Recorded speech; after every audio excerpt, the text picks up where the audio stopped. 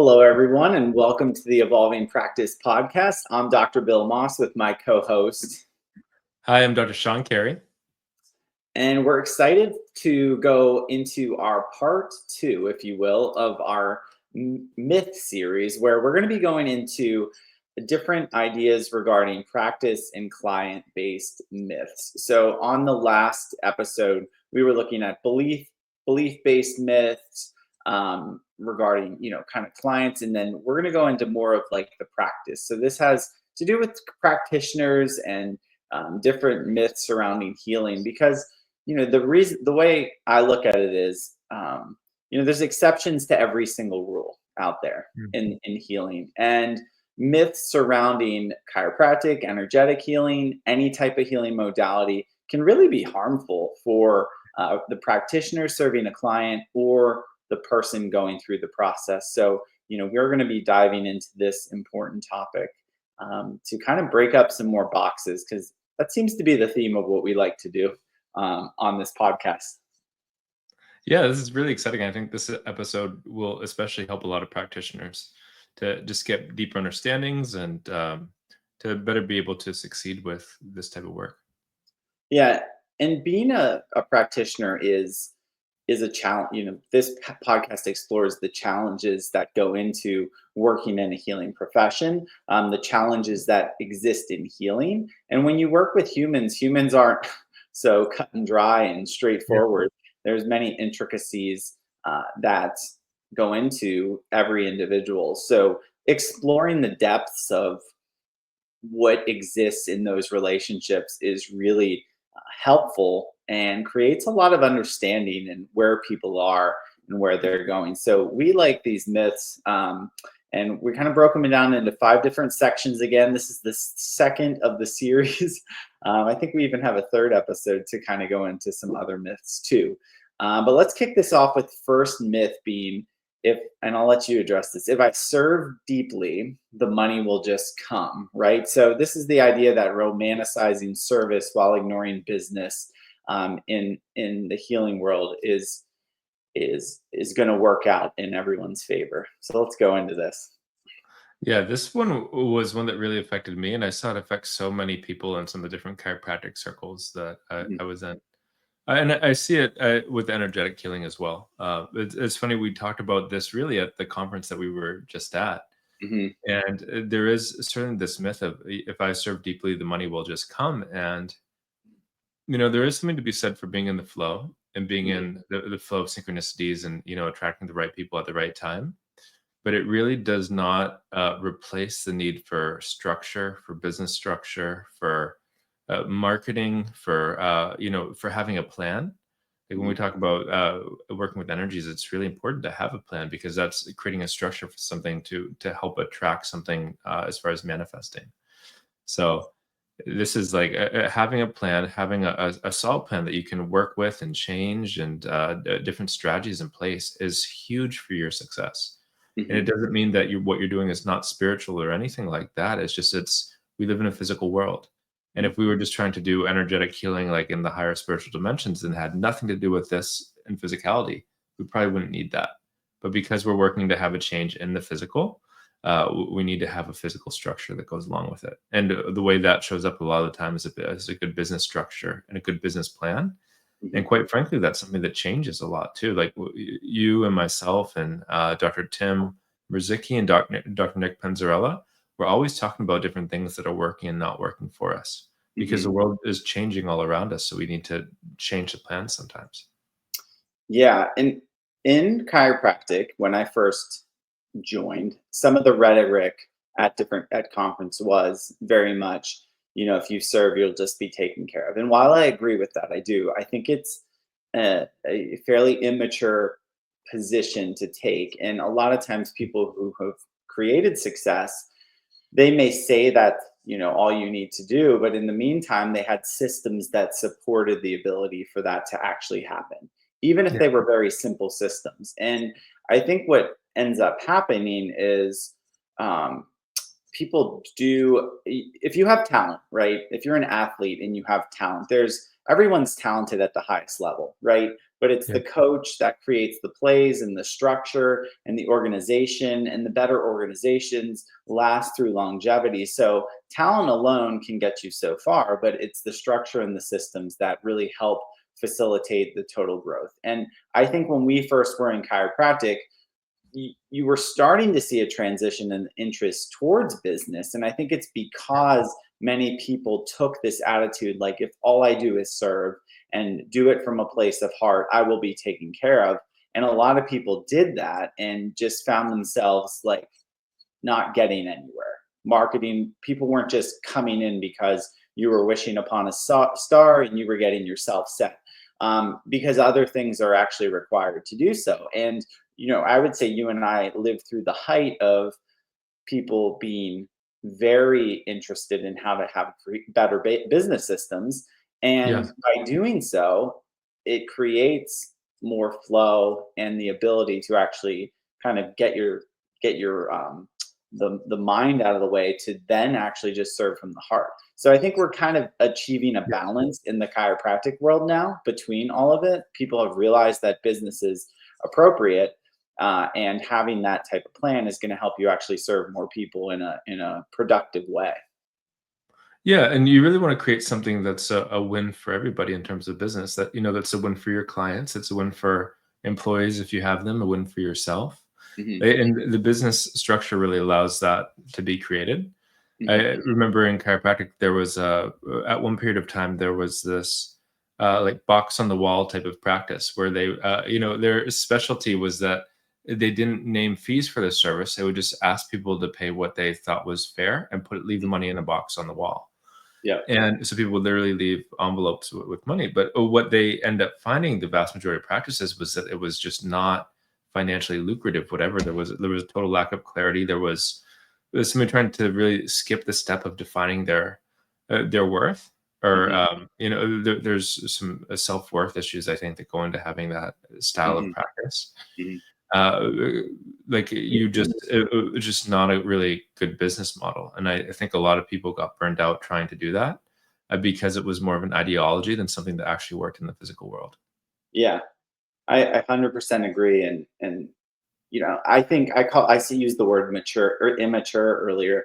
And it's interesting because we both practice in this spiritual guide world and energetic healing world. And I would say for many of the people that we know, they're kind of getting started in the business of being in the healing professions. And I think you see a lot of people lead with, oh, this same identity of my, if I serve deeply, it will just come. And they're realizing, oh no, I do need a plan. I do need a structure. I need some balance. I need to get out and people need to know about me. And I need to make connections. And I Yeah, feel like it's like 10 years behind where chiropractic kind of was.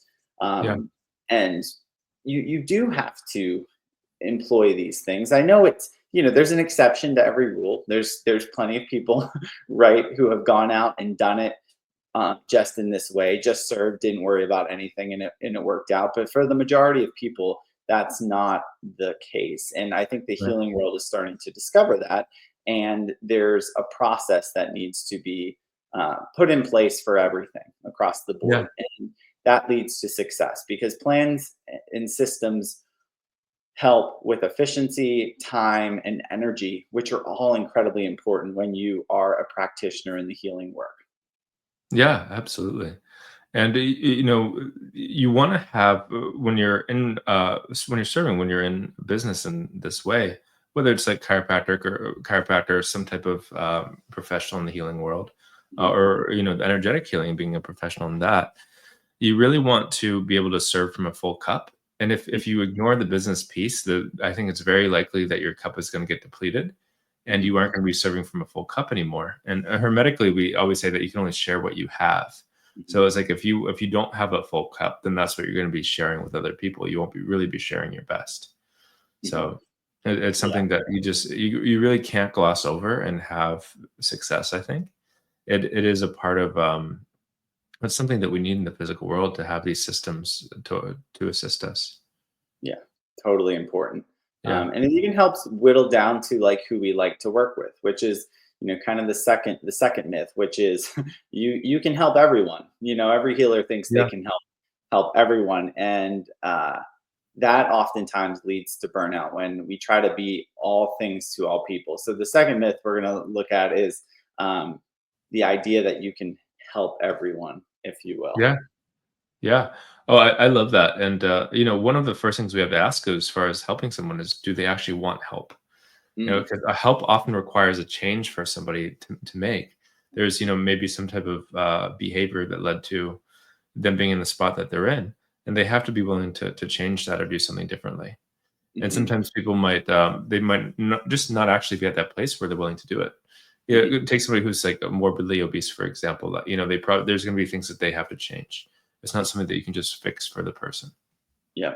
So the first step I would say is, if one, we can't help everyone because everybody doesn't want help. Some people just are kind of satisfied being where they are, and then of those people that do want help, you may not be the best match for all of them.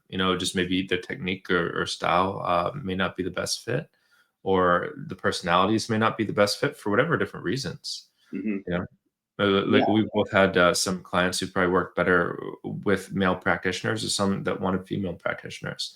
Even something like that can play a huge role. Yeah. Yeah. And I think when it's not just belief that you can help everyone, is like maybe not everyone's meant to work with you per se. Yeah, And we can see this even in the energy world. There's usually like distinct flow and connection between the people that we work with compared to somebody else. And yeah, that's true with the practitioner, and we've discussed this on other episodes, but one of the key factors is their belief in the practitioner, and the practitioner's belief in that they can get well. So yeah, basically it's starting with the understanding that, like, we both feel good about working in this container that we're going to call the patient client, or the client doctor or client healer relationship. That's the first and foremost. Is if that's not in alignment, if you will, it's going to be harder to receive help. Now, there's surprises. Again, there's exceptions to every rule. We've all had those clients that kind of pushed back at yeah, first, and they became our best clients because they truly did want help, but they were unsure. And from a place of uncertainty, they still decided to give it a try. And there can be a lot of success in that. Some of the best clients that I've had have been the ones who were most skeptical, but they weren't just rejecting it. They were willing to try, and that they've turned it around. The other thing about you can help everyone is sometimes people get the help they actually need, not the help that they thought they wanted, right? right. In Yeah, addition. yeah. People don't always know what they need. That's part of the aspects of being a professional. So ultimately, when you go to see somebody, you need to be the decision maker as the person for what is actually best for that Mhm. situation. We do say everybody's their own best guide, but with that, like a part of that is knowing when to give up the discernment to somebody else. Meaning, like, if I needed brain surgery, I wouldn't go and like tell the brain surgeon exactly what they have to do.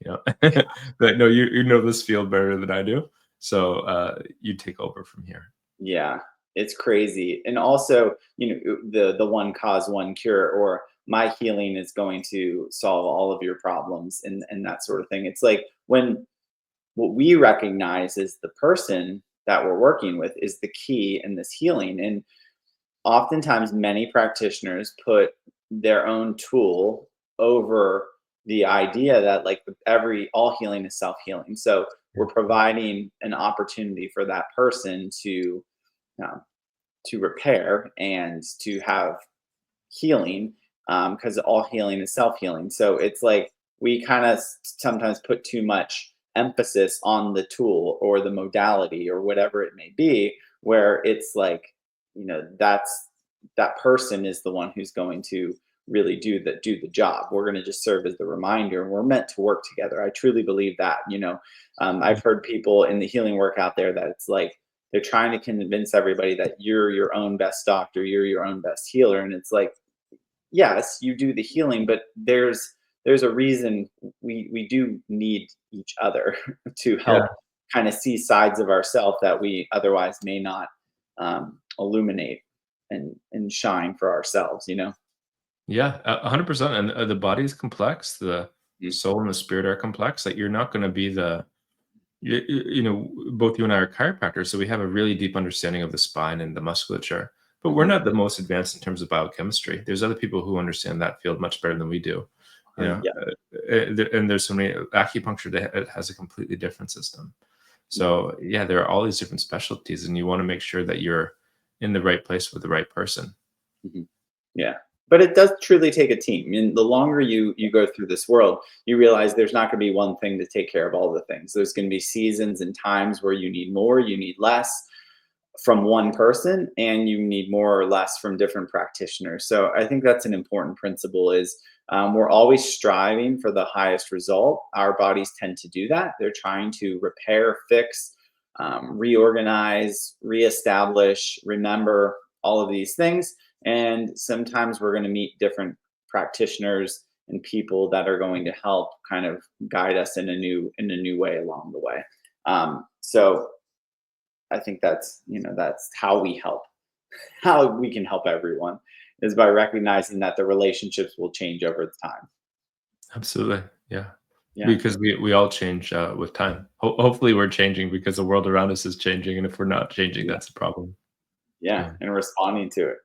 Well, how about this one? So this kind of plays off of the last one is if a client doesn't get results, I must have done something wrong in taking the full responsibility for another person's timeline. This is a big one too. This is Yeah. a myth is if they don't get results, we must have done something wrong. What do you have to say about that one, Sean?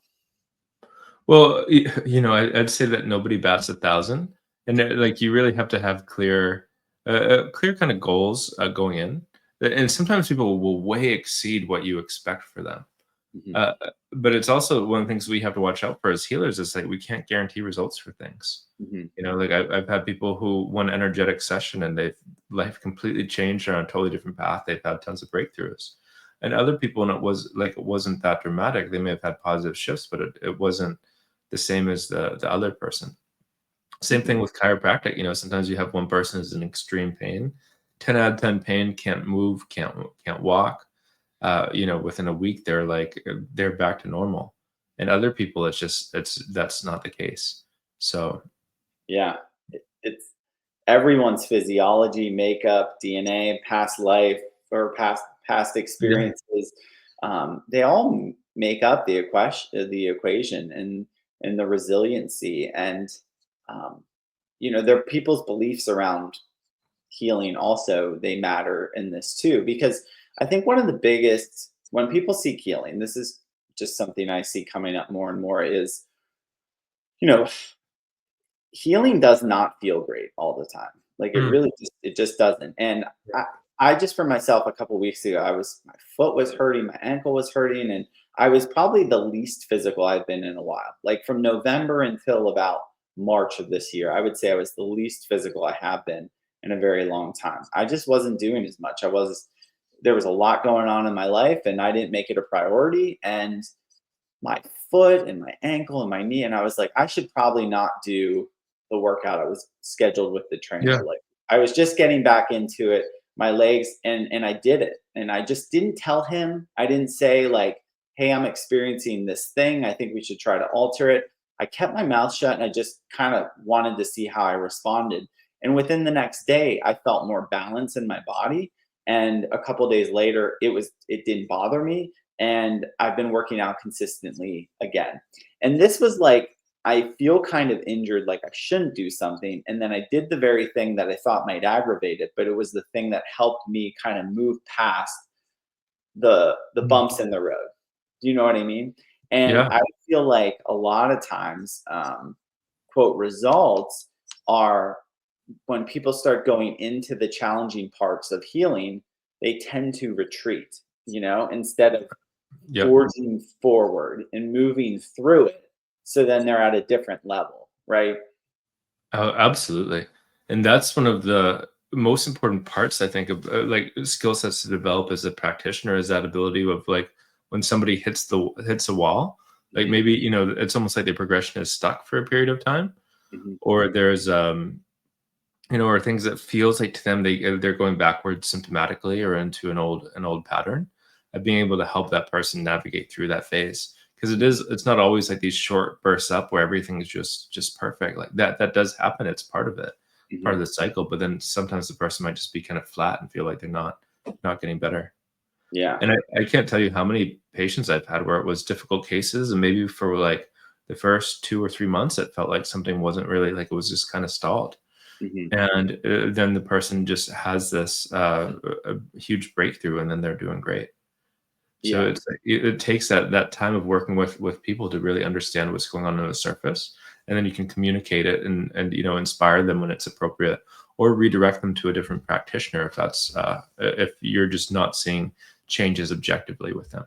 Yeah, totally. But it is something everyone has to go through. And, Yeah. um, we don't always do something wrong. Like we don't, it's not about doing something wrong. Sometimes people Right. just also, you've seen this where we measure a lot of things. Let's just take it in the Mhm. chiropractic perspective. Like we do objective testing and we also do subjective testing. And I've very often seen those types of personalities where somebody is getting better clearly in a couple ways at the beginning and they're like, oh my gosh, this and this, but then they get fixated on this one thing that won't change for so long, Yeah. and they forget the improvements that they made, and then it starts to convince themselves that they didn't make the improvements. You know what I mean? Yeah. They're like, well, I still have Absolutely. this thing, so therefore I didn't make any improvements. And you're like, no, it took us time to get into certain phases, and in I think a good practitioner is going to adapt with them too. I'm not saying, there's times we need to look deeper because of what they're communicating, and something is stuck in a new way, if you will. I'll use Yeah. that as somebody gets stuck in a new pattern, maybe if that's a physiological one or a mental one, maybe with some of the energetic work. Um, but the application can kind of be, I'm just stuck in it, or I'm looking for the now what's the bad thing that's going on, so I can stay kind of stuck there.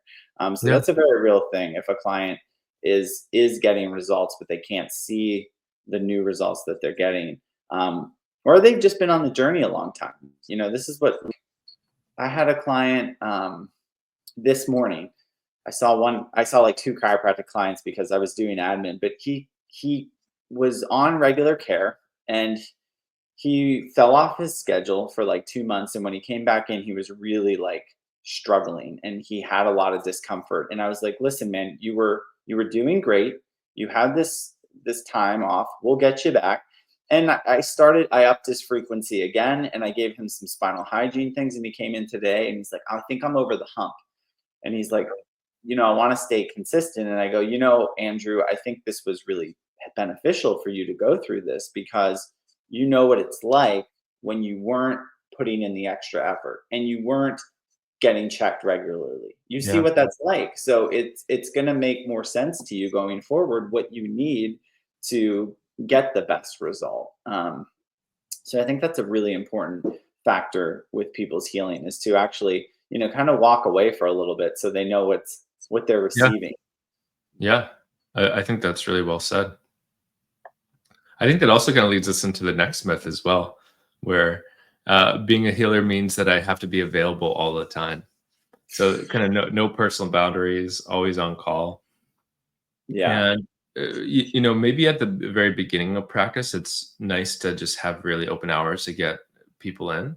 Like I did that at the beginning, where it was just trying to get people in the door essentially. But you can only do that for so long. Like eventually you have to really like have those set boundaries as far as time, because otherwise you'll just never be able to recover. You won't be able to do the things that bring you joy. And then if you don't have joy, you aren't going to be able to serve with joy. This is one that I feel like I have to reevaluate all the many times. And when I first opened my practice, I Yeah. really designed my hours with two things in mind. One was to be able to keep networking and marketing and growing, so I didn't have hours during certain times where I needed to continue to be in my community. And the second thing was to remember that to hold some boundaries so I didn't just bleed into like taking care of people all the time. And then I personally, my office expanded. I had an associate doc. I had more hours. I didn't have to do as much all the time. Like some of the Yeah. load was split. And then once I lost that associate doc, I had to almost like expand my time a little bit to Yeah. handle the load. And it was starting to burn me out. And now I'm going kind of the other direction. And I think you are again too, is deciding the hours you're going to work within each model of chiropractic Yeah. and energy healing, and remembering to take the time, because what people don't realize is, and I was in education too, and people do this all the time with teachers. They act like teachers don't deserve to have the summers off, right? Yeah. Yeah. um, and when you've worked with people's kids in that capacity and the parents of those kids, you realize the amount of recovery that people really need to do a good job. And for Yeah. us to do this day in and day out, year after year, month after month, there's a level of recovery and regeneration that is 100% necessary to make that visit go as well as it can. Yeah, 100%. I remember that when I was one of the things I was really fortunate to have is amazing mentors in practice. So I had some really successful, incredible chiropractors who mentored me at the beginning, and I noticed that the ones who were like loving practice, who were successful, and they'd been doing it for decades. Like they Mhm. were, they'd been doing it for 3 or 4 decades, and they were still as passionate as can be about the work. They all had like they all worked 4 days a week Mhm. or less. They had some extra time off, Mhm. and it was just like across the board. And it was something that I ended up modeling because I was like, oh, I want to be able to have the longevity of it and still love the work that I'm doing and not Mhm. have my body be destroyed or my relationships destroyed or those other pieces. Yeah, without a doubt. And I think I've bled a little too much, like opened up my time, and I'm working on refining that. We've done a lot of, and I guess you could call it data analysis of where our high times are, where our low times Yeah. are.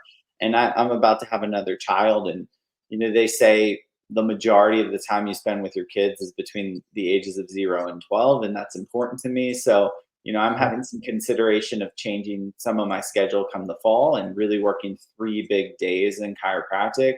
Um, my coverage person, there's a potential that he might do a half day additionally. So I'd be open like 3 full days, a half day, and then I can do the other work that I need to other times. And then, but yeah, it's this balance, because if you don't Yeah. have the balance, we don't get a summer off. We don't typically get these massive amounts of vacation. I mean, I take vacation here and there, but last week we were out of town, and what were we doing? We were training.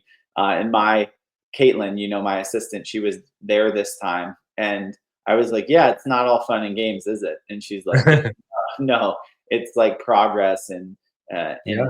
work and refinement and growth, and all of those things require energy and time and focus um, and they're for the purpose of making ourselves and our the people that we serve to help them in a better way. So it's a really challenging task as a healer to create the right boundaries, but you can't be available all the time, or you'll Yeah. feel it big time. You'll really feel it bring you down. Yeah, it's really important to have balance, and if you become unbalanced, it's going to affect your service. Yeah, and I think the good clients really do recognize that, right? I mean, I Yeah. think business people recognize that. They understand how much work is done when people aren't watching. So I think they can empathize for like, yeah, you need time to like work on the business. But I Yeah. don't think until somebody works with people in the capacity we do, they realize how much we carry beyond the walls of the practice, and how that's part of what we sign up for. We're not running from that. We welcome it. And with that being said, we also have to maintain some sanity. So boundaries and refinement of hours is always going to be something that will change based on Yeah. decades and seasons of life, for sure. Yeah. And like one thing I did at the beginning was everybody had my cell phone number at the beginning, Mhm. and it wasn't like people took huge advantage of it, but there was a bit.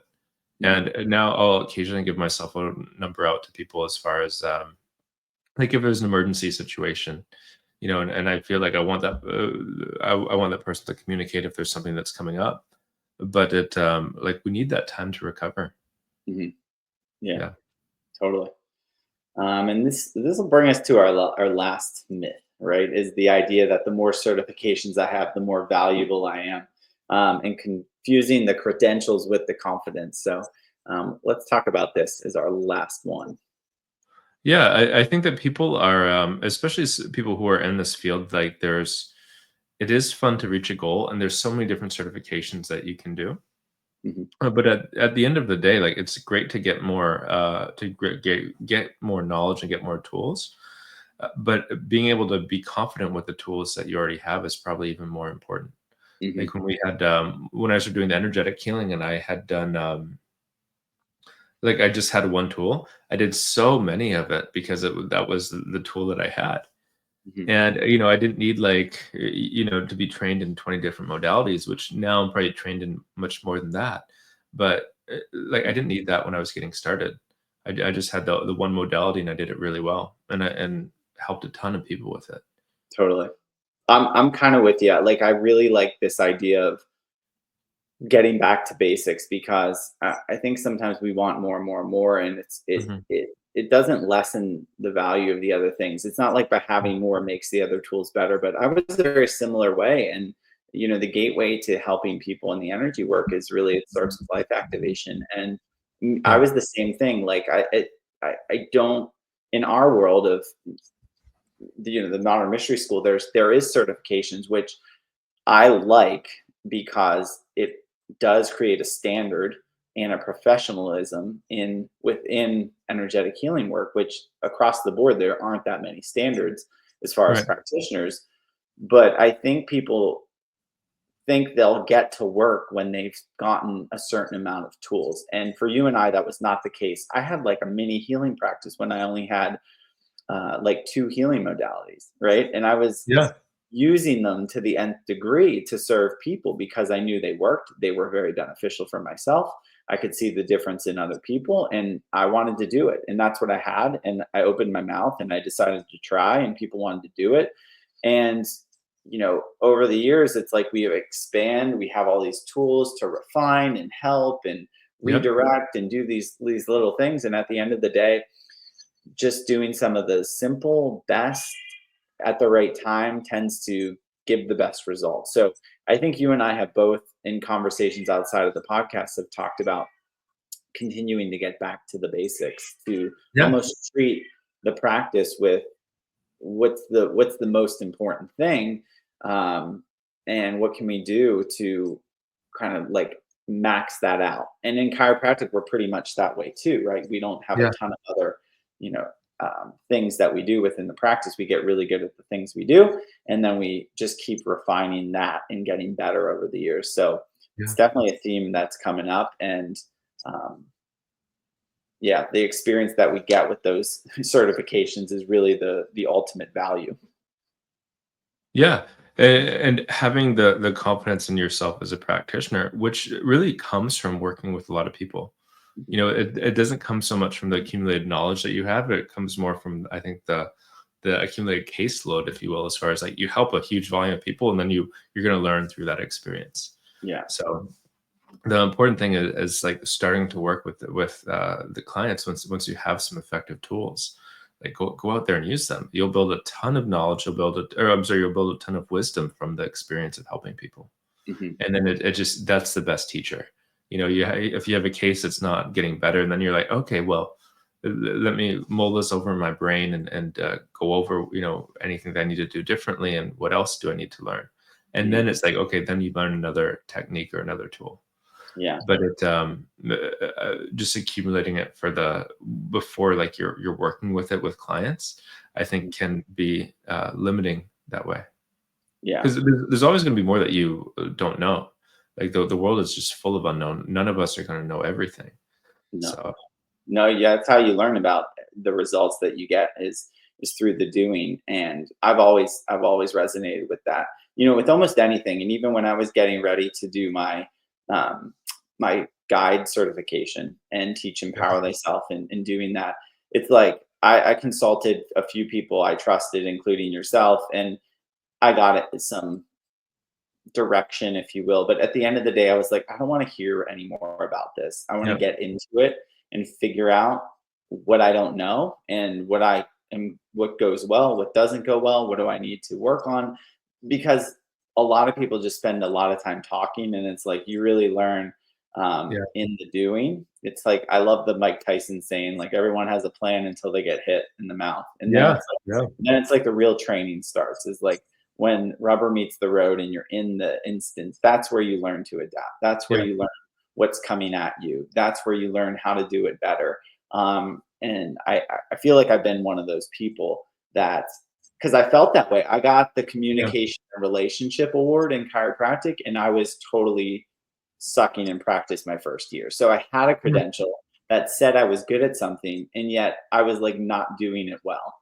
So I understand how like having a credential does not mean automatic success. It means potential for something for sure, but it really comes in the doing and the refining and the growing and the changing and the persistence that you start to find um, the confidence in what you're doing. Yeah. I think that these fields can really attract a lot of people who are very intelligent. And one Mhm. of the downsides to being intelligent is that you can really get stuck in this place of just wanting to accumulate more knowledge. It's like you have a strong muscle and you just sort of keep using that muscle, right? Like you have big biceps, you want to keep doing bicep curls Yeah. because you're good at that, and people can use the mind that way. And sometimes I see people who like they want to do this in terms of energetic healing or spirituality, where it's just like to just talking about things and all these different concepts. And Mhm. to me, that's actually kind of like boring, where Yeah. it's like I don't like just talking about random spiritual concepts. To me, it's Mhm. all about progression. Like, okay, Mhm. is this something that's going to move the person forward? Like, are we moving forward? Are we moving to a higher frequency, to a higher state? Is this creating goodness that wasn't there before?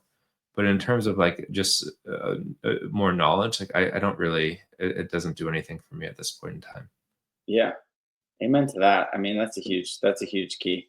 That's a really Yeah. big one. Is like, yeah, I'm kind of not in it too. It's like I don't want to just learn and not apply. And I think the more tools that you can get spiritually fat, you can get chiropractically fat, you can get like Yeah. healer practitioner fat because you have all this stuff, and then you're not doing any of it well. And I think people Yeah. can see that. I think people can see when you try to throw way too many things at them, and it's like you're a jack of all trades and a master of Right. none.